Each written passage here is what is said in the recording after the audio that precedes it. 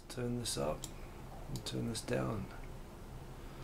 Boom! Welcome to Tokyo Tonight. Good to see everybody. I'm Hiko Simon.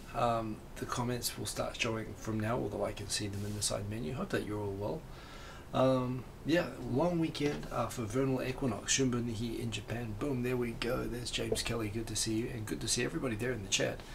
Who we got here? We got the J-Vlog, boss indeed. We've got James Kelly. Who else? Sergeant Bilko, Redman in Japan, Davo Hunter, Samuel Garrett. Good to see you. Hey, you Japanese? Your husband is Japanese, and he keeps playing Monster Hunter until 4 a.m. Help, LOL.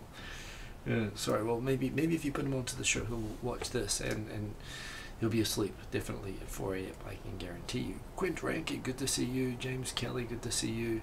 Blam, bam, boom. Yes, good to see you all. Yeah, man, I got a. Well, you can't really tell probably actually. I've got a little bit sunburned today. I was refereeing some rugby for a kids tournament. It was a lot of fun. But yeah, I'm kind of tired.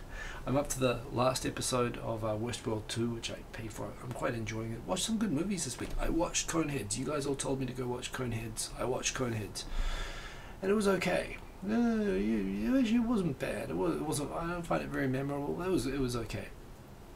I did watch, a few days later I watched Idiocracy. I've seen it coming up in so many conversations. I tried watching it. And yeah, as a movie, it was meh, but the idea of it, the fundamental idea, which is the first 5 minutes, which is this idea that all the smart people are, basically not having kids or having like one kid or something, and all the dumb people basically were having like lots and lots and lots and lots and lots of kids. And where this happens with evolution and humanity 500 years in the future. The idea of the future. I don't know. Remembering that movie was made in 2005, and I guess this is why it's been a discussion. Saying that we would end up that way in 2018, in 2505, where basically everybody like has an IQ of like 30 or 20 or something. Yeah, drawing a line between 2005 and 2018, it's clearly very optimistic. Enjoyable. I watched the Lonely Island, Adam Sandberg's movie, Pop Star, which was actually quite good. I mean, light, but it was quite good. I do like Dan Aykroyd, by the way, and he's actually, I remember hearing he plays a very straight kind of character, in every role that he plays. But I remember seeing a documentary about him. A really interesting guy. I understand he has mild Asperger's, and he actually takes advantage of that for his characters. I think he's brilliant, and I thought it came across really well. I mean, again, it was the perfect sort of character to play. So yeah, I did like it, and it was cool to see Kathleen Turner and some of the actors from the time. The movie, yeah, it's held up pretty well. So yeah, I've seen a few movies this week. I am still keeping up with Better Call Saul, which I am also really, really liking. It's getting closer to the Breaking Bad world. I just realised I've still got that on my settings screen. That's not why I was turning off the notifications. I don't want to have emails popping up on the screen while we do this. So boom. I got the new iPhone XS. I'll come and show you. It's, I mean, it looks just like it. I know it's a 10S, but I like to call it the XS because it looks like that. I've got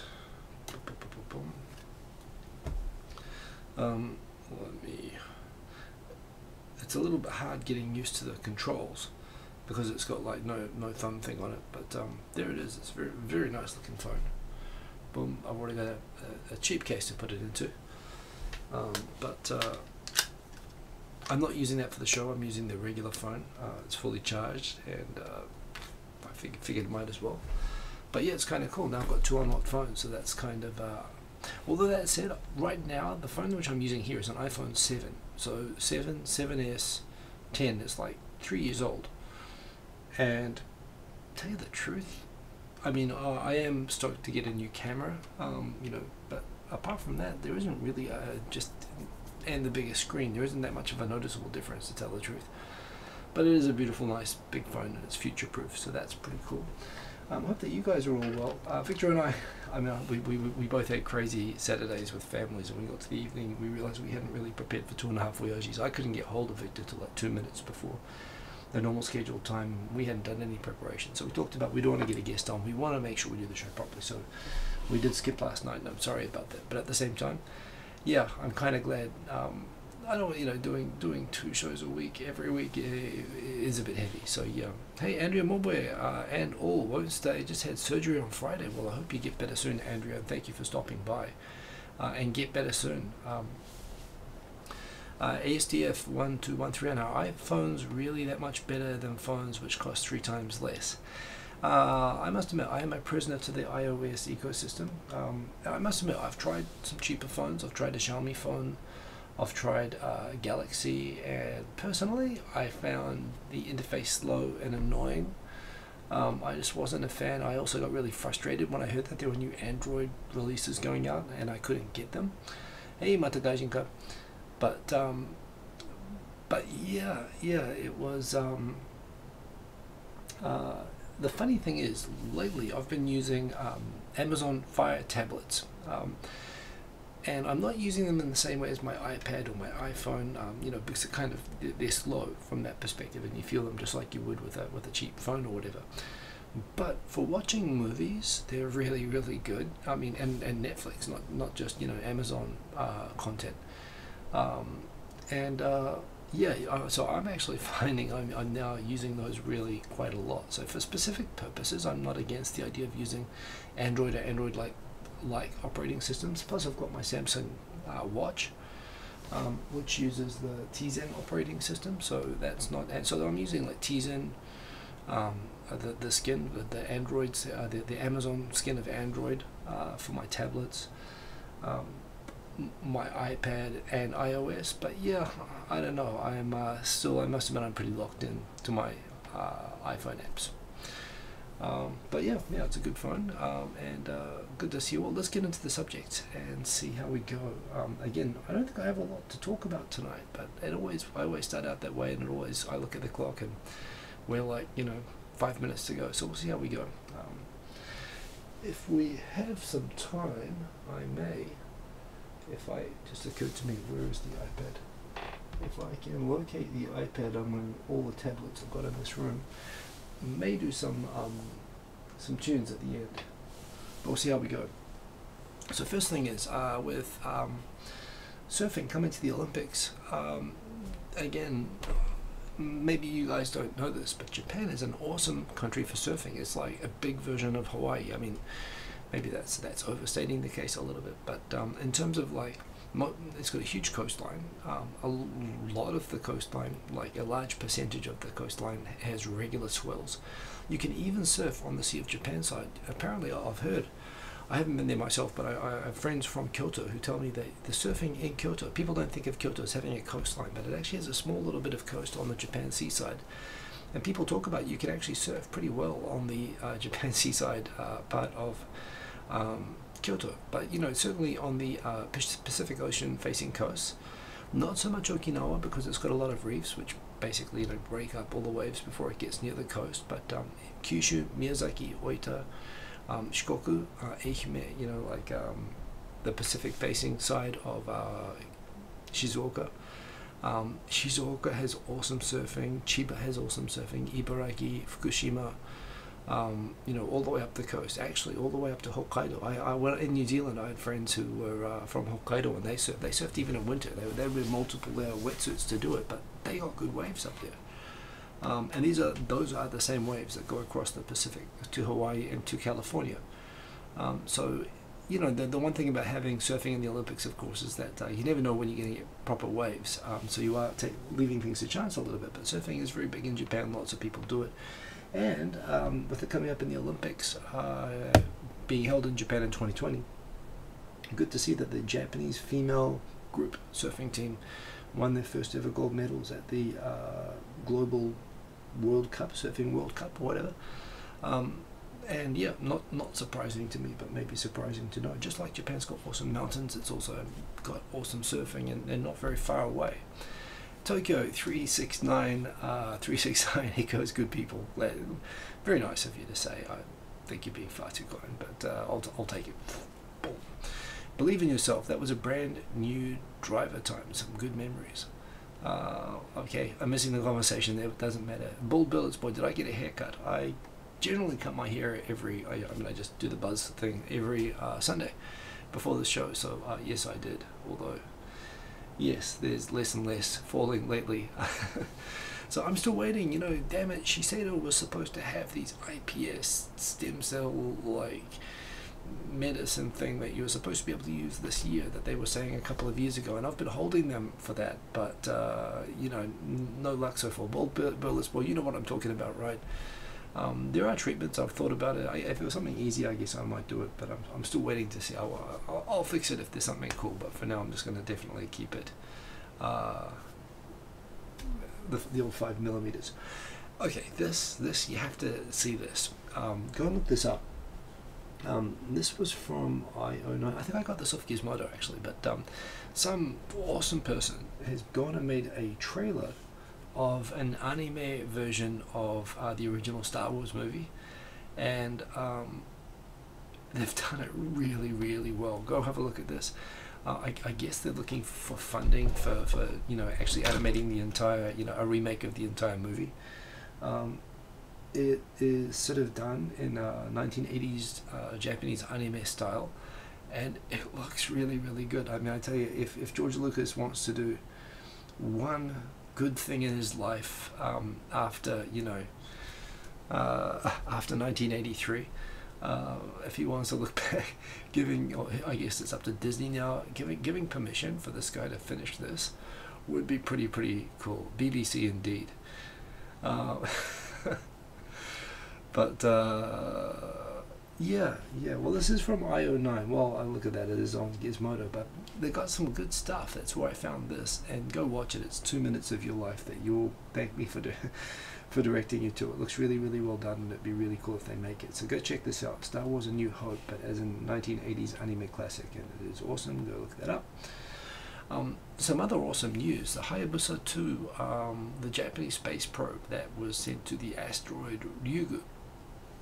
This is the original Hayabusa, was the first ever satellite by humanity to ever make it to an asteroid and to actually make contact with the surface and take a sample and bring the sample back to Earth. They only got a few like specks of dust in there, but they actually did get some of it, in spite of the somewhat disastrous landing that it had back. But they succeeded. Now they've sent a second version. I always knew that it was like in a pogo stick on the surface and take samples again and bring them back to Earth again. But I wasn't actually totally clear that they actually have like 3 robots that are like, have just landed on the surface of this very, very small half-mile, whatever that is, like a kilometer circumference or radius asteroid. Diameter, I guess is the term that I was looking for, but you know, very, very small. I mean, so small that it barely has any gravity, and it's hard to get anything to stick to it that goes onto the surface. But these are the first photos ever taken from a robot on the surface of an asteroid, and super exciting when you think of. By the way, I can't wait for to see the Expanse coming back, but pretty exciting to think that, you know, yeah, this is maybe the first step towards going out and being able to mine these things or whatever. So yeah, pretty cool. Yeah, I was going to say, indeed, Sergeant Bilko. Lucas does it, I believe now it is Disney, which means there might be some trouble, but there we go. Hey, Chris Jack, good to see you. Long time no see. So yeah, anyway, this is super, super cool. And these photos, I mean, it does look like they were shot. The photos look like they were shot by a drunk person with a phone with 1/3 of the price of an iPhone, to borrow a quote from earlier in the comments. But you know, they look pretty awesome. I mean, it looks like a drunk person falling over on an asteroid, which is pretty much what these robots do. Ambil, boom, good to see you. Afternoon all. Star Wars has been done in Lego in parts, and would be good in plasticine also. That's a good point. But the anime thing looked pretty awesome. I mean, you should check that out. So yeah. This is kind of funny. Majority of companies claim a shortage of full-time employees. The great irony here. Hey, how's it, Mogberry Pie? Good to see you. Thank you, HDF12131. The sad thing is that, you know, I'm close to believing you.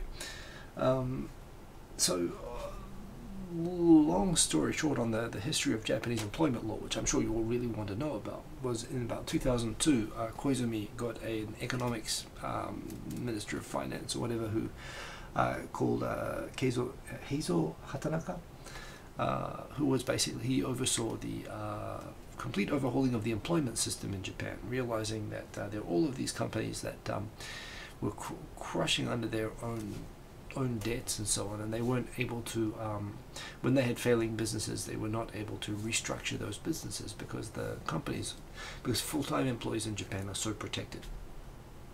So basically they created a new system of employment where companies can employ workers as either full-time or contract workers, and those contract workers could be employed on one-year contracts that companies could choose not to renew, and use that as a way to keep a more mobile and flexible workforce to allow companies to adapt to their successes and failures and so on. And it was seen as, kind of modernization and maybe a bit of Reaganomics, Thatcheronomics or whatever for the Japanese economy 20 years later.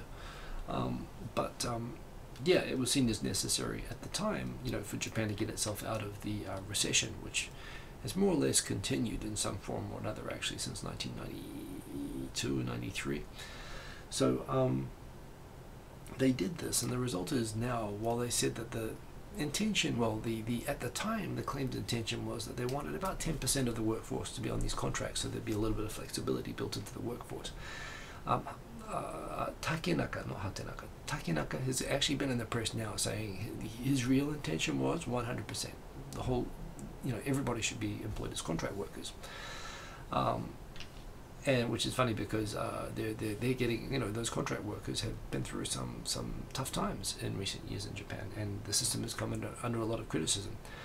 However, the great irony is what's being said here, which is that Japan is claiming, right now, the tide has somewhat turned with the shortage of workers really hitting Japan very hard in the last 2 years or so. All these companies are hiring all of these contract workers.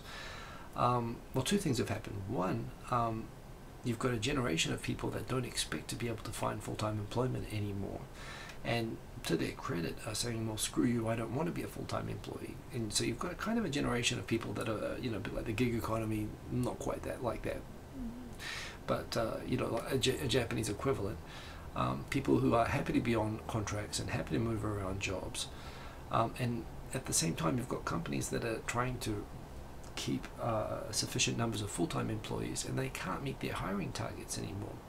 And I don't know, the simple solution is of course to convert their contract workers into full-time workers, but the fact is they've already kind of treated these people coming in like they're not that. So it's kind of interesting. On the one hand, you've got these, they've changed the employment system to create all this flexibility. At the same time, they need actually locked-in, stable employees now, and things have sort of come back to bite them. On the one hand, if they had never changed the employment system, there'd be a lot of companies still hiring, 10 people just standing to say hello in the elevators. If you came to Japan in the 90s, you know what I'm talking about. There used to be a lot of people in a lot of full-time employment jobs, unfireable jobs that did nothing. There was a even a superficial site-based need to be able to give more flexibility to where you can move people around and use them within companies, because these companies were, but it wasn't the employees' faults that these companies were failing. It was mismanagement of those companies, but the end result was that they needed the ability to restructure. So it's not really, the workers were really the victims of all of this. But yeah, now the shoe is on the other foot. Now they've gone and done this, and they've screwed over quite a lot of people and upset a lot of people. Now these companies can't find enough people to hire. So yeah, it's interesting times, and all of that is contributing to another story, which I'm going to bring up later, which is that Team Gaijin, we are now up to 2.6 million, and we have broken 2% of the Japanese resident population for the first time. When I say we, it's mostly Chinese people. It's not actually people like me, but we're all Team Gaijin. I think we're all part of that. So yeah, that's pretty cool. This is an interesting one, so we'll get to that later, but this story was kind of interesting. This was on the old Itai News that I love to read, the summary of the most popular stories on the Japanese internet, and there was a case. It's kind of gross. I don't want to look at that. They have weird ads on this site. What you'd expect. So there's this kind of artist guy there with, is that a scarf? I think it's just I hope that's not a scarf. I hope it's a t-shirt. Well, anyway, he's a temperamental artiste type guy who was going to do an exhibition in Hyogo Prefecture, where Kobe basically is in, I'd say that's Ichioka Art Gallery.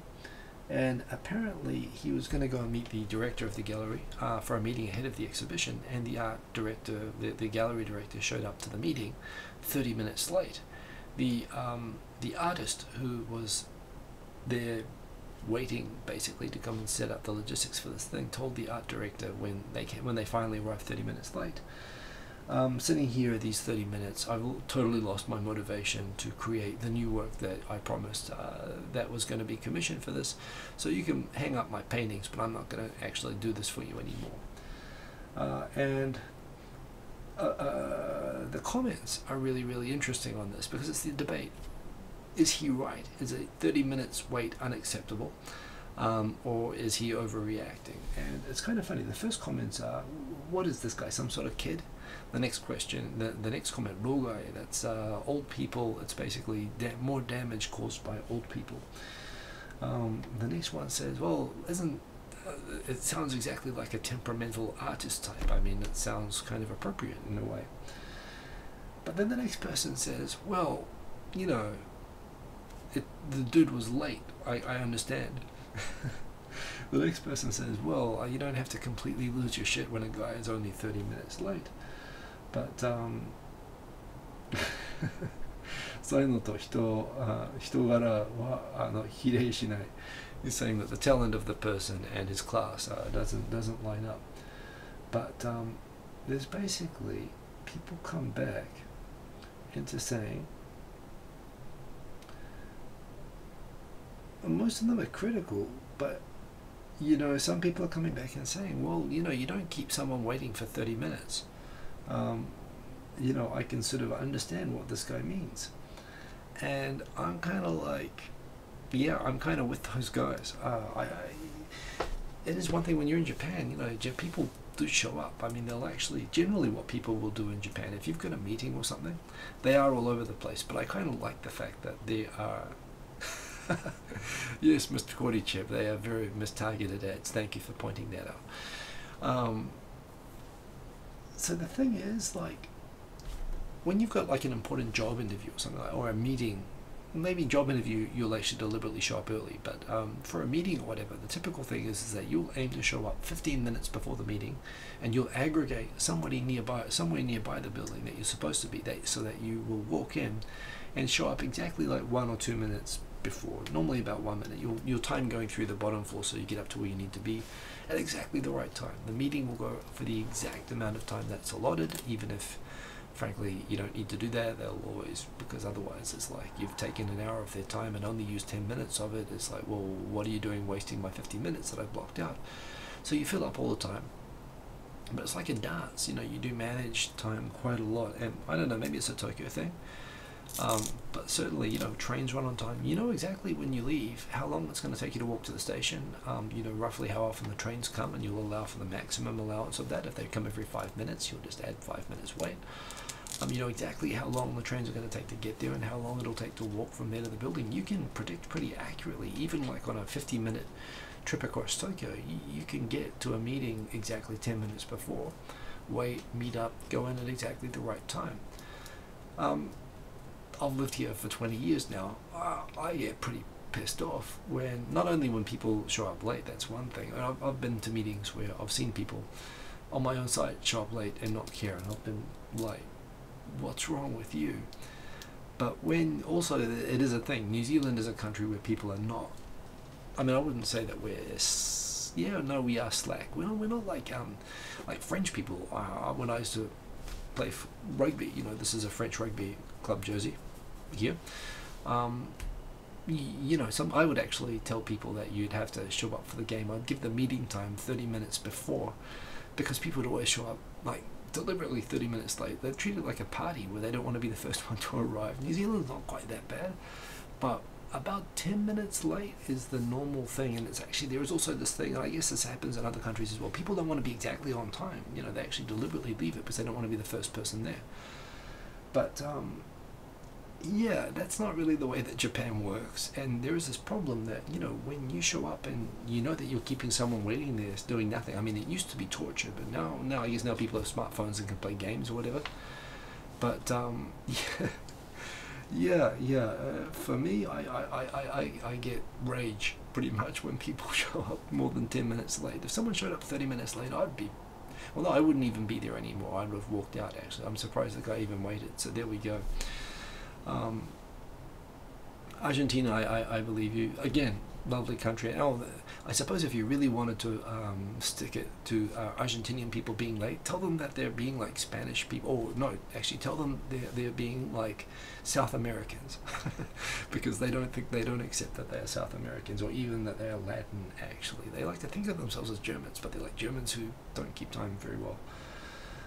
So yes, that was kind of an interesting debate. Anyway, I like that one. Now for some silliness. Well, this isn't the Japanese government, by the way. This was the internet, the world.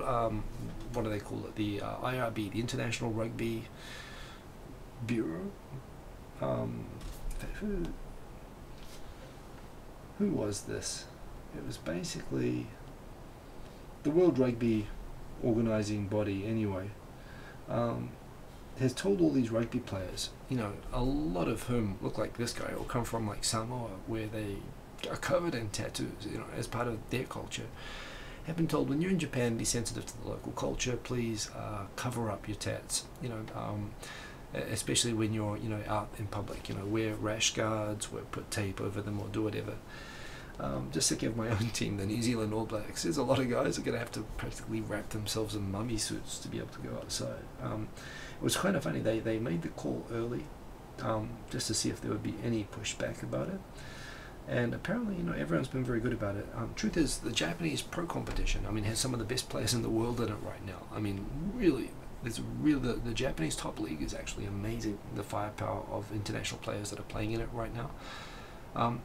They pay a lot of money. They pay very well for top rugby board. Thank you for reminding me. They pay a lot of money for players to come out here. Japan is a great place for for international rugby players, you know, rugby stars to come to. So it's kind of natural that they would.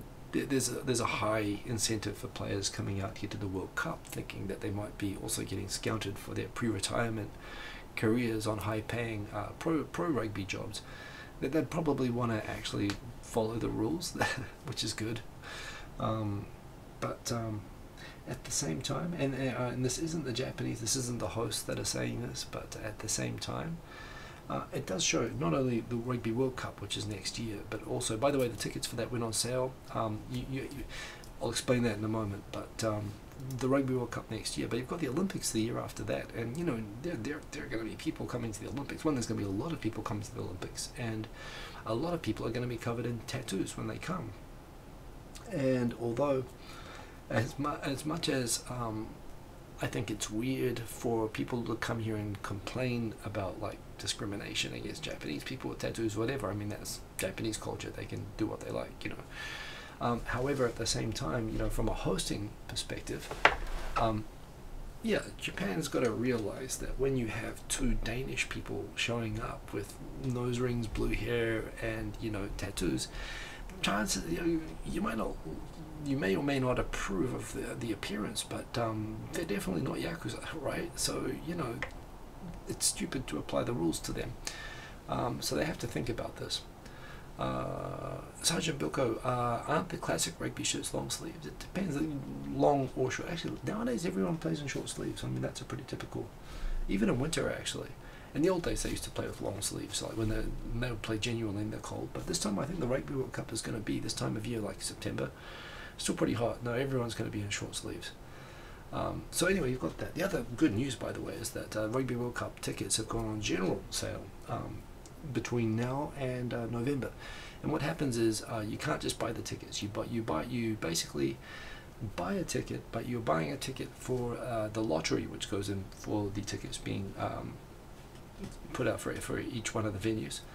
So it's possible that you basically have to pay. It's quite a lot of money. It's like $500 for a main stadium seat, $300, $200, $50 for kids sitting behind the goalpost in the worst seats. But yeah, they're expensive, but you can already see, Japan, they love these sorts of tournaments. And yeah, I've already put in for New Zealand versus Namibia, which my son, he wanted to see a high-scoring game, which I'm hoping that will be, although at the same time, of course, I hope Namibia. I'd rather see a close game, but I can understand a kid wanting to see a game that has a chance of being a high-scoring game. But I'm very, very much looking forward to it next year, so that's kind of cool anyway. So yes, there's still that. But here's the news I was talking about earlier. 2.63 million foreigners now resident in Japan. Now, for the first time ever, representing more than 2% of the population. Let me see if I can get the link there. I don't think it shows the breakdown, but I can tell you that number is almost half going to be Chinese people. But it is an increase by 750,000 over, geez, wait a minute.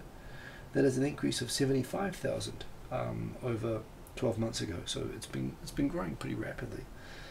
And there we go. Chinese are the largest group with 741,000 of those, with South Korea being the second largest group with 452,000. Vietnam, now the third biggest group, actually. Used to be North Korea, used to have 300,000. But what's happened with the North Koreans is they're not coming from North Korea. They're born here, and a lot of North Koreans who have been pissed off at the induction thing and so on have been just naturalizing and becoming Japanese. But now Vietnamese, a couple of years ago there were like no Vietnamese in Japan. Now there are nearly 300,000 Vietnamese. You have to remember, when you talk about Gaijins and Team Gaijin, you're talking about Chinese, South Koreans, Vietnamese first. People that, in the case of Vietnamese, you'll probably notice them. They'll be sufficiently different looking that you'll pick up that, oh, they're Asian, but they're not Japanese. Generally true maybe with Chinese as well, although truth is there's a lot of Chinese and a lot of Taiwanese and a lot of, certainly with South Koreans, who blend in. If they want to blend in here, they can. If they get good enough at Japanese, they dress and act Japanese, yeah, they can go pretty far and not be so noticeable. For native English-speaking foreigners, the number I always quote is that there are like 30,000 of us in Tokyo. I suspect that number's now like 10 years old, and it may be 50 or 60,000 by now. That's excluding US military. But understand, when we say that there are like 2.6 million foreigners, it's not people like me. It's mainly other Asian people, as well as Brazilians, Filipinos, Vietnamese, Koreans, Chinese. But still, yeah, it's a good thing. I didn't include it in the subjects for tonight, Sergeant Bilko, but yes, indeed, The Room is live. So I'm one of these people. I haven't seen The Room. I did see when the rooftop scene went viral, and everyone was like, "What the hell is this?" I saw that, and then I recognized, oh, that's that viral, terribly, terribly presented script. When the Disaster movie came out, I watched the Disaster movie, the movie about The Room, and that's a great movie. It's a really great movie, and it does make me want to watch the actual Room, although I know it'd be painful. And what's his name? Johnny Wiseau. He's gone and put the whole thing for free up on YouTube. So go and look for The Room if you want to see allegedly the worst movie ever made. I did not hit here. Oh, hi, Mike. yeah. I mean, and the football. He's got the football. Why does he have the football? I mean, although actually, if I was in a room and there was a football, I would totally pick up the football as well. It makes sense, actually. So yes, everyone go see The Room. It's awesome. It's there. Team Gaijin, we're taking over the world. That's pretty good. As someone in Japan, raising a kid in Japan in the public school system, here's a reminder that I should be maybe thinking about that, because 76% of Japanese are pessimistic about the children's future. According to a US survey, why do the US, are they surveying? I didn't actually realize. Among 27 countries surveyed, Japanese came in the second in the pessimism rankings after French. Well, France are just always pessimistic. I think that's part of the culture, isn't it? But yes, for Japan, of course, the obvious problem right now that the economy is definitely going to, it's probably going to collapse before I'm ready to collect a pension. I can't see it going 20 or 30 years, but certainly, Our kids are going to have to pick up all the pieces of the baby boom generation getting kind of shunted out. And they're going to be alive for a long time, and it's going to be a really big drain on the economy, and everyone knows that. Plus the fact that there's not enough jobs, the economy is going down the tank. There's lots of old people, and you know we're including the kids today. I suppose they're going to be the, I don't know. I guess if there's any optimism, source of optimism for kids is that they're going to be the first generation to be really well and truly out of the shadow of the baby boom generation, which in Japan is a really big glut, you know, in the population, but you know it really is a bubble going out. But that said, those baby boomers right now, they're just like 60 years old. I mean, according to Japanese life expectancy, they've got 30 more years. So even kids right now, I guess according to average life expectancy, there's 20 years. But yeah, they're still going to have to deal with a lot of that. So you know they're going to have struggles, and maybe it's not going to be for another 10 years before we start seeing the kids who will come out and actually go beyond that. So yeah, it's a big challenges ahead, and certainly that is why people are pessimistic. I don't know that going overseas alone is the answer, but certainly there is that. Mr. Korichep, behave. Plan 9 for the room. Hiko Simon, I don't know why my name isn't highlighting. I guess you could put the @ mark on that, but I can see it. We are at the end of a civilization cycle, and it is no surprise that there will be economic strife. That's a bit dystopian. Mata Gaijinka, that you think that we're at the end of a civilization. Well, again, I did watch Idiocracy this week, and I'm partially convinced. I think, well, yes, there certainly is going to be upheaval, but I am an optimist. I believe that the world that my kid is going to go into is going to be so totally and unimaginably different to the world I am in. Not so far ahead, just 30 years ahead. But yeah, might as well just go to the country and start farming and fishing, Hikosama, and make sure you make the hikari fiber. Well, that's the thing. See, I've been thinking about this lately. Like, for example, even in my own family, you know, we have someone, father-in-law, you know, or in-laws, starting to think about, you know, should they be moving to a place where they can get permanent care or whatever, and starting to think about that. And the challenge is that, you know, they want to be near Tokyo. They don't want to go out in the countryside, for example. And just because there's nothing in the countryside, and you know, when you're in a home with nothing much to do, you do want to be near the town. From my perspective, if I had really good hikari fiber, and like if I'm going to retire 30 years from now, well, I don't know. I mean, I'm hoping that I'll be able to spend my old age doing something pretty much just like being, well, I must admit it's also somewhat dystopian to think of the internet flooded with angry old people. But yeah, more or less that. The fact that, you know, we could probably keep working, we could probably keep communicating, you wouldn't need to be isolated by going into a home. You could play games, you could be entertained, you could probably easily get around because you could have cars that will just take you, you won't have to drive them yourselves. You know, thinking about what artificial intelligence is going to enable, you know, in terms of freedom and mobility for elderly. I mean, it is going to be a big upheaval of the economy, trying to readjust to everything. But I think it's actually going to be better and easier. Well, one, we're going to live a lot longer because of it as well. But I know, I think the quality of life, and I believe that us being part of the first generation that's relatively comfortable online, I think that the typical things that we associate with being the biggest problems of age, you know, needing to have people look after you, communication, the sort of deterioration, health, you know, these sorts of things, I assume that they're all going to get better. Of course, as a society, then you have to figure out what to do with all of that. But yeah, Raz, thanks for the comment on the shirt. This is my old rugby club I'm wearing today. But yes, so basically we have no real purpose. That might be it. Hit that thumbs up, folks. Please, yes, go ahead. Thank you, Eric Timmer. I appreciate that. So yeah, there is pessimism, but I'm still an optimist. I'm an optimist. I honestly think, I mean, I work in technology right now, and I think the world that my 8-year-old is going to be in when he's working is going to be completely unimaginably, I think it's going to be beyond the science fiction of my youth, actually. It's kind of funny. There's been this 20-year period that I've been going through since I started working. Well, granted, there has been a dramatic change if you reflect, but a lot of the things that that when I was like a kid in the 80s that I was hoping we'd have by now, a lot of it hasn't come to fruition. You know, routine space travel, space tourism, you know, renewable powered everything, wall-sized TVs, you know, robot housekeepers, all this sort of stuff. We all expected to have all that stuff by now, you know, and it hasn't really come about. But I think it's all going to come really, really fast now. So, you know, I'm looking forward to it, and I think that it's going to be our kids that are going to have to deal with it.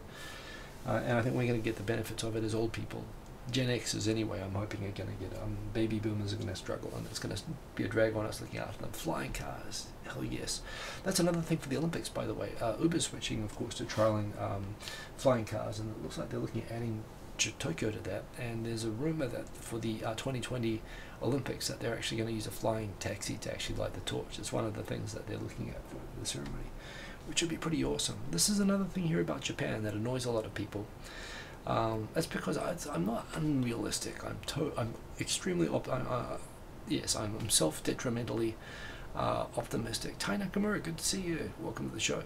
I was playing your tunes before the show today. Everyone was enjoying them very much and asking, "Hey, what's the tune?" So thank you for that. This is an interesting one. It's a sad old story. There are Japanese in front of the U.S. bases. There are Japanese police officers that stand out in front. It doesn't show the picture, but basically what happened was there was out in the heat, there was this really weird thing in Japan that sometimes if anyone like construction workers or rescue workers or firefighters or whatever will go over to a vending machine that are like anywhere in Japan and get a drink and drink it, there will be some busybody in Japan who will call up and complain that they saw people, you know, basically slacking off work to buy soft drinks. And people complain about that to the employers. And where this has happened, there have been cases where like city councils have apologized. We're sorry that our firefighters were drinking sports drinks while, you know, fighting fires. They'll literally do that. It's ridiculous. So there was this thing a few months ago. There was this big sort of viral story in Japan showing a photograph of two police officers in Canada drinking Starbucks, clearly labeled Starbucks cups, and how unthinkable that is in Japan, and how ridiculous it is that that's unthinkable. And then we had the reverse case happen, where on a very hot day in front of a base, there was an nice American Air Force guy who saw these two police officers. He couldn't speak Japanese, they couldn't speak English, but he walked up to them and gave them, one of them a bottle of Gatorade and one a bottle of water, and said, "Hey, you guys, that looks really tough. You don't go have a bottle of this." And they were like, "Sorry, we can't drink anything because we're on duty. We're not allowed to drink." And he's like, "What?" And they said, "Yeah, sorry, but we're good." And apparently, again, the reaction to this from a lot of Japanese people is, this is what's wrong with us. And yes, it's true. I mean, actually, you have all of these people who are like still radiation cleaning up in Fukushima, and people like when we've had these earthquakes and floods and everything and typhoons, the people who clean up, you know, like they take salt tablets and water in order to not completely collapse when they do this, but they're not allowed to go to the drink machines that are right beside them to save themselves. It's totally ridiculous. And again, this is the fear when they talk about rogai, old people damage. Typically, it's some busybody old person. I hate to say it, you know, but that calls up in reports on the young whippersnapper having Aquarius. Having a sports drink on duty when they're in 39 degrees and about to, you know, die of dehydration. So again, that's one of the aspects of an aging society I'm hoping that we can manage, but it is ridiculous, and it's good to see that at least a lot of Japanese people online seem to agree that it's ridiculous, and hopefully it will get better. This was kind of cool. I guess you all saw this. The first space tourist on the Big Falcon rocket that's going to go around the moon, not actually land on the moon. They're going to do the Apollo 13 thing, only without the oxygen tanks blowing up, hopefully. The first tourist who's paying to do that is the founder, billionaire of Zototown, which is the biggest online fashion clothes shopping site in Japan. What's his name again? It's kind of funny, I must admit. I actually didn't know his name, although Zototown has been kind of funny. Maizawa. So this guy's basically this fairly young guy. He's worth like $3 billion. He created this online shopping site for clothes in Japan. He actually used a New Zealand invented suit, like a stretchy suit that will actually measure. And apparently, if I recall correctly, this was actually used by Weta Studios, you know, for all of these Hollywood sci-fi movies that they do a lot of their CG in New Zealand at Weta Studios. And the suit actually measures the, you know, proportions of actors accurately so that they can reproduce them. And I think that's where it came from anyway.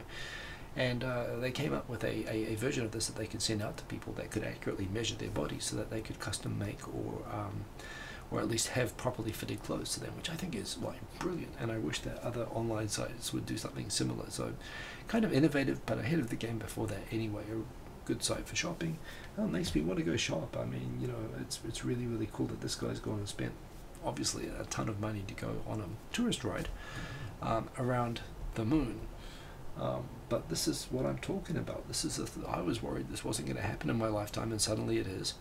And again, you know, Elon Musk doing this is the Elon Musk that I want to see. I don't want to see him calling people, you know, pedophiles. I don't want to see him, you know, acting stoned on the internet. You know, I don't want to see, you know, I mean, all good. Be whoever you are, but please just don't be it on Twitter. Please don't be another crazy person on Twitter. We have enough of those. Just do your business and keep doing this stuff because it's super cool. And good on this guy for being the guy to go and pay to go around. I hope the rocket doesn't blow up because it's going to be super cool. And I'd love for this to become routine. I mean, the idea that they could, well, pie in the sky maybe, but you know, the idea that you could have rockets like this that could basically take you anywhere in the world in 30 minutes, and that the economics could work out if you got enough passengers on them, that you could be able to do that for around the same cost as a current like air ticket. Hell, I want that, you know, even a suborbital flight. That would be freaking awesome to be able to go from Tokyo to London in 30 minutes. Yes, please sign me up. Yes, this is wonderful. It's really cool that it was a Japanese person who's the first passenger. And yeah, speaking of all people, there is in Nagoya, you know, I just realized this was Nagoya, right? This is actually the national one, Keisho. But I remember, I think I was reading that this was in Aichi Prefecture, which is famous for having the worst drivers in Japan. Also the home of Toyota. I mean, I guess the cars are so good that people just become comfortable and they drive worse. But actually, no, this isn't just Aichi, this is nationwide. Apparently there are so many cases now of elderly drivers basically causing accidents, and yes, that now the police have started a hotline for friends and relatives to dob in their elderly relatives who they believe should have their licenses taken away from them. A little bit sad, but a sign of the times. And the thing is, on the one hand, yes, if someone is obviously dangerous behind the wheel, they should have their license taken away from them. But also understanding that in Japan, outside of Tokyo, most of Japan, you need a car to survive. And you know, elderly people in Japan insist on living in their hometowns, like where they were born, where they own land. So you can't live without cars, and these little towns have no young people in them left. There are these towns with average ages of like 85 years old now, and yet they're also not able to drive safely. You need the self-driving cars. I mean, Japan really needs them. So yeah, it's kind of sad that this is happening, but it's unfortunately needed. That they have this hotline, but at the same time, I believe this is the priority that should be driving the idea, particularly perhaps in these towns where there are no young people and there's no taxis and there's no, you know, perhaps they should be up there basically pre-programming. I mean, even putting wires and stuff in the road so that the cars know where to go. But they should be going and accelerating self-driving so that these people can still live where they live, but they can give up their driver's licenses where it's necessary. This is kind of interesting. I remember when I first got to Tokyo, coming from New Zealand, it was dealing with the crowds was something it was kind of exciting, but at the same time I had no idea what I was doing. And one thing that I remember when I first came here from New Zealand was, I lived in Auckland, the biggest city in New Zealand, more than 1 million people, so respectable size. But when I was downtown, I worked downtown, and I also went to university, which is in the downtown of Auckland, which meant that, I mean, Auckland's a big city, but it has one main street like downtown street called Queen Street, and whenever I'd walk from the bottom of Queen Street, where my part-time job at a Japanese souvenir shop was, up to the top of Queen Street, near where the university was, if I'd walk on that like 300, 400 meters walk down the main street of Auckland, I'd almost always see 2 or 3 people that I know. And that's just how New Zealand is. If you're in a town, you're walking down the main street, you're going to see people that you know, and you're kind of a dick if you don't like say hello to them. So you always kind of scan the crowd just in case there's someone that you know, so that you make sure that you say hello to them. That's how New Zealand is. When I first came to Tokyo, I couldn't walk more than like 100 meters, and I'd have to sit down, and I couldn't figure out what was wrong, and I realized I was getting overload because I was still scanning the crowds. I was trying to register as many faces as possible. So I'll tell you, as a New Zealander, the first thing for surviving going through the crowded streets of Tokyo is you got to try not to. Actually, you have to literally switch off and not look at people. You know, you look at what you need to not crash into people or like fall, or, you know, off the edge of a train platform or something like that. But you do not look closely at people's faces. Sometimes, I mean, sometimes it'll naturally happen, but you learn to sort of be passive. For me, I had to actually rewire my brain. This isn't the first couple of weeks. It was something that took a long time. But it was something I realized I was doing wrong. So yeah, bear in mind that for Tokyo, even for, you know, Japanese people, this is not sort of normal that they have to adapt to this. So yeah, there's a few techniques suggested here by Sora News. One is the slipstream technique of walking closely behind. This is always the best one in Japan. If you don't know where to go or what to do, just follow somebody else. Is always the safest way. The basketball player, basically quick steps, looking around and checking your surroundings. The leading with the shoulder kind of thing, like I'm going through this way, please pardon me, I'm coming through. The detour, and things that you want to avoid, which are basically people walking in groups, other foreigners, that sort of thing. Maybe not that practical, but certainly this is a thing, learning to walk through the crowds here. This is kind of funny. Self-driving cars being trialled in Japan have run into a problem that the no entry sign, a big red circle with a white bar in the middle of it saying no entry, to AI cameras looks a lot like the Tenka Ipping delicious Kyoto chicken broth ramen symbol. And I must admit, I think I even as a human, I've been confused by this at times. In fact, they've got a photo here. I think they can show. Zoom in on that. Yes, we can.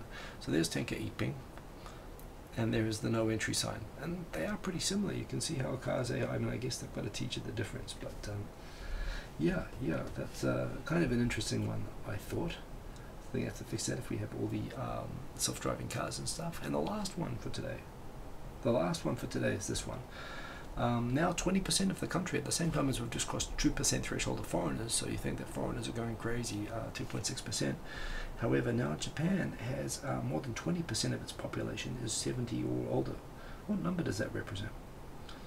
I just realized I've got to log into this to be able to show you, but well, 2% is 2.6 million, so I guess you multiply that by 10, 26 million, in order to get 20%. So 26 million roughly people 70 or older, and yeah, these people are going to enjoy 20 to 30 years on the pension, and that number is going to get bigger and bigger and bigger. So it's a big challenge for Japan. And look at that, we 5 minutes early. Any questions for me? Anything you'd like me to talk about? If not, I might just go plug in, if I can find it, the iPad, and play a tune. What do you reckon? A tune or topics? Tell you what, you guys think of a question. I'm going to grab the iPad right now. Boom.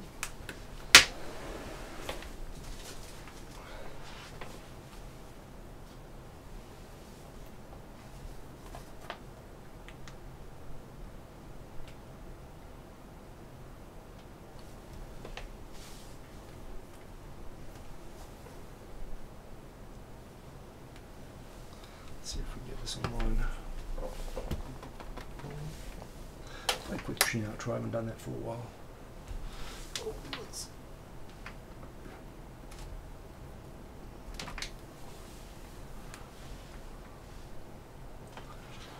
Oh, there we go. That's good. Get the Korg on.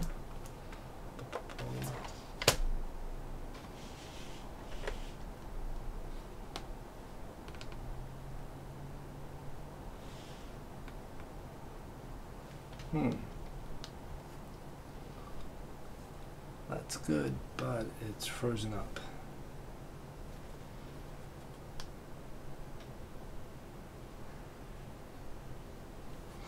Okay, I might have to force reboot this. Hey Tom L, good to see you. Everything's good. Except that my iPad needs to be force rebooted, so we'll do that.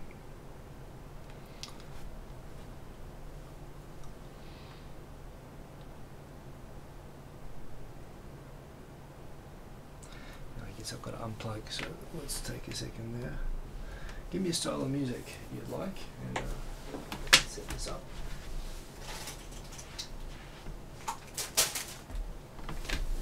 I feel like hip hop. I'm going to do some hip hop. Yes, they are smooth and fast. That is correct, Mr. Quarter Chip. Behave.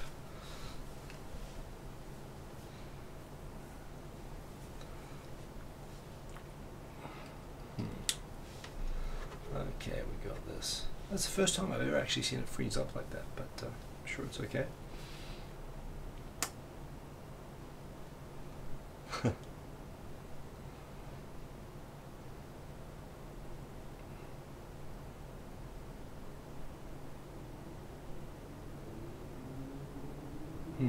Taking a minute. We'll get there.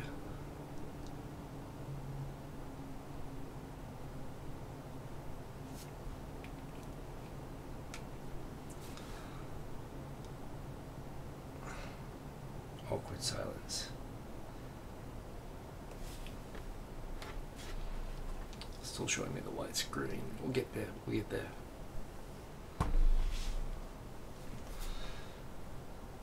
Maybe I'll do this with the iPhone. I could do the problem with the iPhone is that it doesn't have the earphone jack, which means that it wouldn't work for the outputs. So I am excited for the Super Sentai. I'm very excited for the Rugby World Cup in Japan. Look out! I think the Japan-Scotland game is going to be really interesting. That's where Japan's going to have their shot at getting through to the second round, in which case they would face New Zealand in the quarterfinals, which would be pretty cool if they could get through to the second round. We are with iPad and with Chaos Letter. Let's do this.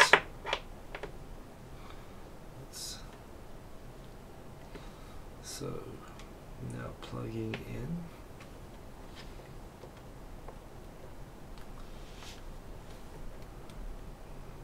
That's funny, the HDMI worked right away last time, and now it's not.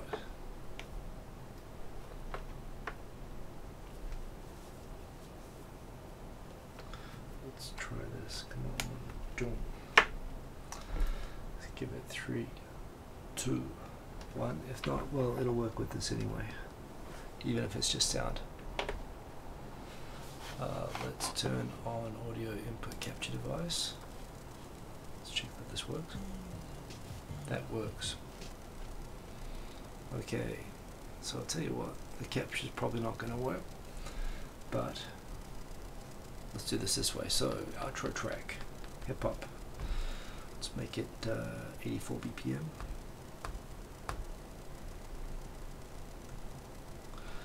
Let's make it smooth. Let's make it Aeolia in, let's make it D sharp, E, let's make it E. Let's get a beat. Let's start with the regular hip hop. I haven't actually done a regular hip hop for a while. Cool.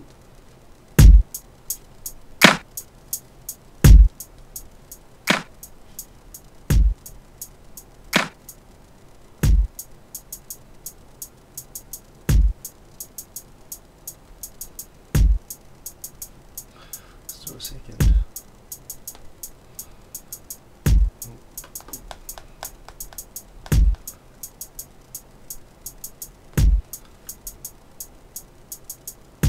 Okay, let's add some more drums.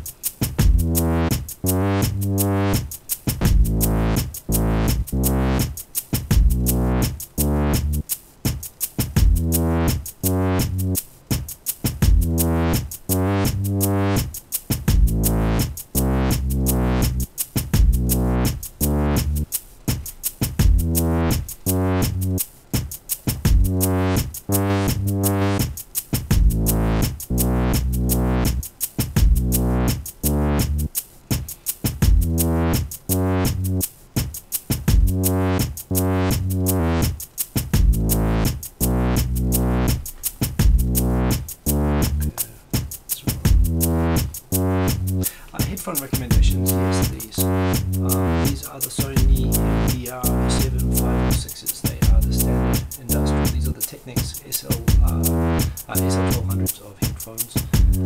They are $90 and they are the best headphones. Definitely recommend.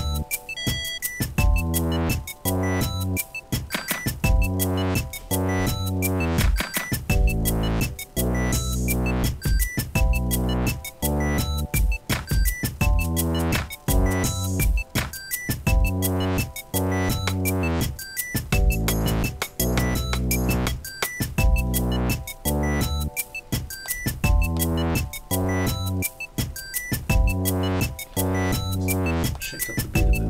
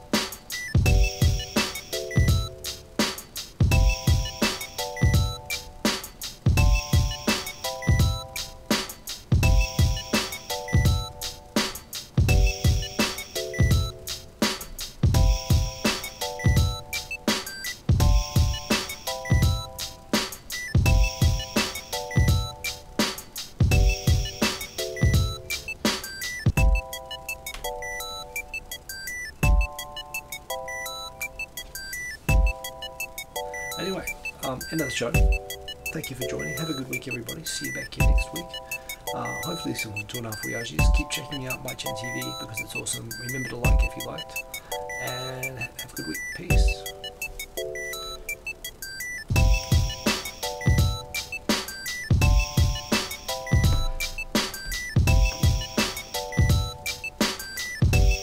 Quite nice.